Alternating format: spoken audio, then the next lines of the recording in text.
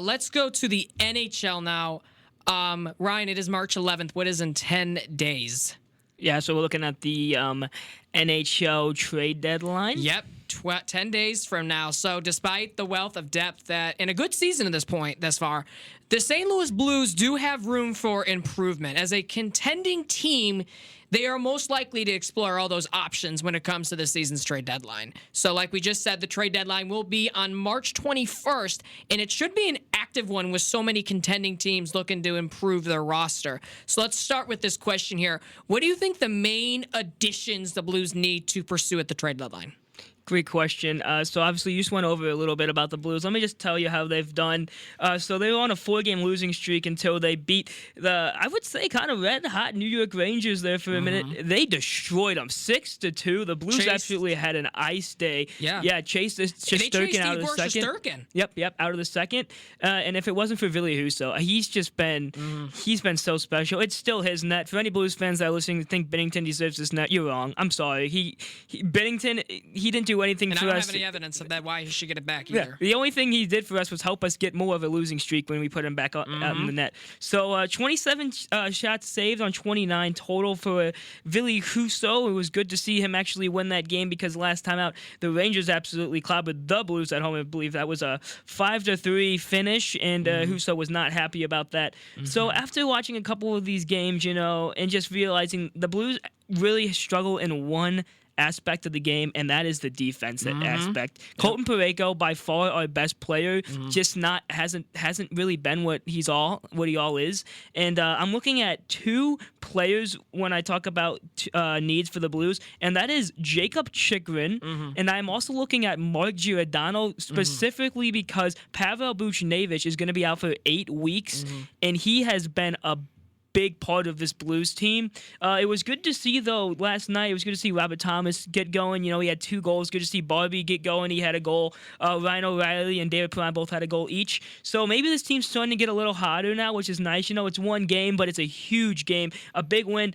They play, I believe, tomorrow against Nashville. It's an early game, and the first 2 early games the Blues had this season, they lost both. Lost to the Islanders, lost to the Devils. So the early games have definitely not been good to the Blues. So hopefully they can get out on Nashville quick and efficiently.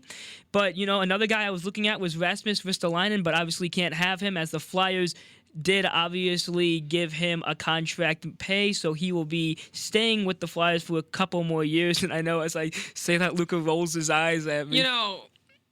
When you texted me about Rasmus Ristolainen, you know what I thought right away? What the hell are you talking about? I mean, you know what Rasmus Ristolainen is good at? Anything but defense. And it's ironic because he is a defensive player. Now, listen, I thought Seth Jones' contract was the worst contract in the NHL. Now it is Rasmus Ristolainen. So that makes me feel a little bit better about my team. But regardless of that, obviously, Jacob Chychrun, this dude is basically the cream of the crop of the candidates that's going to be moved beyond the trade deadline. This dude's being moved regardless. And I'm actually going to say this dude is going to get a return as big as Jack Eichel. This dude is phenomenal. 23 years of age. He's on the team, control of a great contract. I think he has at least 2 more seasons on this contract. But the problem that the Blues are not going to be able to get him, they only have about $200,000 in cap space. So that's not going to work out unless they really are going to move somebody, which history tells us they are not going to do so. That's what history says. I'm not saying that Armstrong isn't going to do it, but history tells us otherwise. In the way that he's been playing lately, the last 2 weeks, I would say, his stock has only rose, which is really scary because are you willing to move on from a dude like Jake Neighbors? Are you willing to move on from a dude like Klim Kostin? It's those types of questions. And that's what's going to really come down to this. Obviously, you got dudes like Justin Falk. You got dudes like Nico Mikkola. You got Robert Bertuzzo, Colton Parayko, who is easily the best player on that defense, in my opinion, at least. But when we look at this team in its totality, when it comes to Jacob Chychrun, we see teams like the Panthers going to go after him. Bill Zito will definitely be aggressive at this trade deadline, no mistake about it. The Los Angeles Kings, they need to update their blue line by far because Jonathan Quick is the only reason why this team is even relevant right now. The Boston Bruins, will be going after him. The Carolina Hurricanes will go for it, even though they're not in the playoffs right now. The Anaheim Ducks could use some upgrading on their blue line because Jamie Drysdale seems like the only one who cares right now on that blue line. I mean, after all, the Hawks scored 8 goals on them, for God's sake. But nevertheless, we look at Jacob Chychrun and what he brings to the table. His ability to be an elite blue liner, his ability to just move the body all over the place, his ability to get shots on net, be a great net presence for his goalies. So we've seen that, we hear it, we've done that. But then we look at dudes like Ben Sherratt. That is another option for the Blues, but it's going to come at a hefty price. The Montreal Canadiens are awful, okay? They are awful. You would never know that they were in the Stanley Cup last year because how bad they are. So you look at someone like Ben Sherratt. Do I think he'll be moved? Yes, I do. I do not think he will be going to the St. Louis Blues, though, because, like I said, the cap space. And I don't think they're willing to give up draft capital to get Ben Sherratt, in my opinion. So that's off the table. Nick Leddy has a big cap hit, so I don't think that's going to work either in their favor. However, Mark Giordano is an intriguing one to be looking at right now. The reason I say that is because the dude is old. He has obviously not a big cap hit. He's a great captain. He brings great leadership qualities to the locker room. And I could see that easily being part of the St. Louis Blues moving past this trade deadline. I could see that. So I agree with you on that one. The next one that you surprisingly did not say, Calvin DeHaan. I can definitely see Calvin DeHaan going to the St. Louis Blues in exchange for a second-round pick in Klim Kostin. I can definitely see that. So the Hawks would receive that in return. So we can say all this we want to in terms of what the Blues are going to receive. That is fine. But if the Blues want to swing for the fences here, in terms of defense, because I got more on offense here, is Ivan Provorov, on the Philadelphia Flyers. That is going to be a huge trade if they decide to go after for that D-man. Because that dude, yes, he's had back-to-back disappointing seasons, but it's not the dude's fault. Philadelphia stinks, okay? But the Blues should still make the call regardless, even though they may not move on from him, regardless of the situation. He's only 25 years of age, and we've seen what he's done. He's scored 41 points in 82 games, including the 17 goals back in 2017 and 18. But the Blues, oh man, we'd have to give a lot in return. So we're talking a package like Klim Kostin, Marco Scandella. We're talking about a third-round pick and even a second-round pick just to get him. So that is definitely swinging for the fences, in my opinion. But if we're going to talk a little bit more realistic here in terms of offense, what comes to my mind is Andrew Kopp from the Winnipeg Jets. The reason I say that is because their fourth line, in terms of their center, is atrocious. Okay? You got to be able to win faceoffs. You got to be able to give your third lines, your 3 lines above you a break. Okay? There's got to be a point in time where you got to give somebody a break. I mean, this dude is phenomenal. He's on a bad team. He needs clearly a change of scenery. And what a better time to sell high on a player that's only 27 years old. I mean, this dude, obviously, you put him in the fourth line, he'll provide you what you need. Someone that is able to use the body, be physical, add some more depth in your lineup, win the faceoffs, get some assists here and there. But obviously, it's going to give you some extra boost. And obviously, you're going to have to probably give away someone like Dakota Joshua in the minor leagues, which is fine. That's fine with me, too. But the most likable or most likely candidate that I could see the Blues get in terms of defense are Mark Giordano and Calvin DeHaan. That is what I see.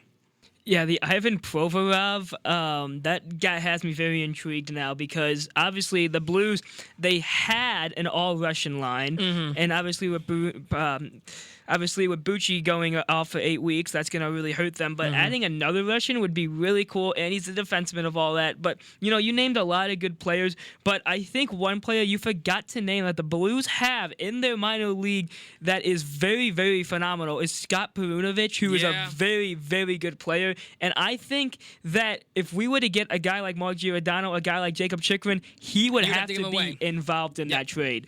And I would honestly think that if we involved him along with maybe Klim Kostin, maybe Jake Neighbors, Marco Scandella, I feel like then maybe we could get Jacob Chychrun, but it would be very, very tough to do. You would definitely have to move a lot of players to acquire someone like Mark Giordano and Jacob Chychrun. Now, if you guys get Jacob Chychrun, oh man, oof! But I do want to ask you this question before we get to the second part of this question here. When it comes to the goaltenders, obviously Jordan Binnington, an absolute disaster waiting to happen. But then you got Ville Husso, who started the season very hot, but has sort of fallen back to earth here. Obviously, when you're a goaltender in the NHL, teams are going to figure out eventually. It's up to you, though, to make those adjustments. So let me ask you a question. Do you think the Blues will make an upgrade at goaltender? I don't think so, just because Husso, he has to be number one. I think the organization knows that he's going to be number one. If the playoffs, let's just put it this way, if the playoffs started today, Ville Husso would be our number one guy, Absolutely. 100%. He should be, that is. And I have a problem with believing in a lot of love and affection towards the organization. Bennington won the Blues a Stanley Cup. That's I don't care. huge. I don't care. think they're gonna let him go because of that. Now, I could potentially see them getting another backup goalie, but I don't see it happening. I think the Blues are gonna have to hope that he gets back to where he was, which I hate to bring it to you, that's just not gonna happen. The way he's been playing has been abysmal. So if they were to do something, it would be a backup goalie. Will they? I don't think so, but would I be surprised if they did? Yes. Okay, I got you. So obviously, as we look at the Western, or specifically the Central Division right now, the St. Louis Blues hold the second place seed right now with 73 points, and they played one more game than the Minnesota Wild, which they have 71 points in the third seed. So we look at, so it goes Colorado, St. Louis, Minnesota, Nashville, and Dallas. So between St. Louis and Dallas, the margin's pretty small there. Colorado is in a different league right now, looks like to me. But when it comes to the playoffs, I expect St. Louis to be in the playoffs. What is their ceiling come that playoff time? I think it's right where it is right now. I don't think the Blues get past first. I think that's the Avalanche's division to lose. They have been phenomenal. Every time they face the Blues, it's just sometimes it's not even close. Sometimes it's just like the Blues barely win. I think second place and third place is what the Blues are looking at right now because the Wild are kind of defaulting, but you know that they'll get up there a little bit better. Nashville always seems to default, but who knows? We'll see what happens. They absolutely destroyed the Ducks last night. Yeah. So we'll see what the Nashville's what the Predators decide to do there. And then it's really just the Stars and the rest of the teams I don't really pay attention to. The Jets maybe will do something, but I think that so. They're in that 2-3 spot unless the Avalanche fall off. And there's talks, and so help me, man, if this happens, I will punch a wall. There is talks that Patrick Kane may go to the Colorado Avalanche. If that happens... they don't lose this division. There's just no way. Well, obviously, there's going to be talks about Patrick Kane because obviously the Duke could still play. We know this. But we'll see what happens when it happens. But regardless of the situation, if the playoffs were to start today, you guys would be playing the Minnesota Wild. Obviously, you still have 2 more meetings to go, April 8th and April 16th. So, obviously, the first one was the Winter Classic, which I thought was a stellar, thriller sort of performance. But if we look at this division, or this conference rather, right now, it depends on how the seeding works out according to how it works out, okay? Because if, let's say, the St. Louis Blues play, Los Angeles Kings in the first round, I could see them winning that series. It depends for me on the seeding, in my opinion. So let's say they play the Wild, right, in the first round. I think they would lose in 7. That's my opinion. But if the Avalanche and the Blues play in the first round, oh, man, goodbye. So we look at this in its totality, right? And you look at the teams that they could play in the first round. You got the Flames, got the Predators, got the Los Angeles Kings, Vegas Golden Knights. So you got the first round. I could see the Blues beating the Stars and the Predators. I could actually see that too, and the Kings. So there's 3 teams I think they could beat in the first round. But the second round, for sure, is their ceiling unless they swing for the fences and get someone like Claude Giroux or you get someone like Jacob Chychrun. Otherwise, you are going home for sure in the second round because the Colorado Avalanche should be going to the Stanley Cup Finals. I see the Flames going to the conference finals at least. And then, obviously, I'm not counting Minnesota out just yet, and as well the Vegas Golden Knights, because we still got to see Pacioretty, Mark Stone, and then you got to see Jack Eichel all together in cohesion. We got to see that first. I appreciate that. I think that's a very fair remark. Unless the Blues, like you said, go out and do something big. This changes. Yeah. But then even if they don't, they could still possibly get lucky. Like you said, if it goes 7, that's anyone's game. And if the Blues play like they did in the Winter Classic, that they're absolutely going to destroy the Wild. But obviously that was an outside venue. It's a lot different. But I think playoffs really just comes down to which team is more skilled at that time. And obviously there's about 2 more months still to go in hockey. So we'll obviously wait and see what happens and where teams are at that point. But if the playoffs were to end now, I could agree that, yeah, we're not going to get past the second round unless we somehow get lucky or something.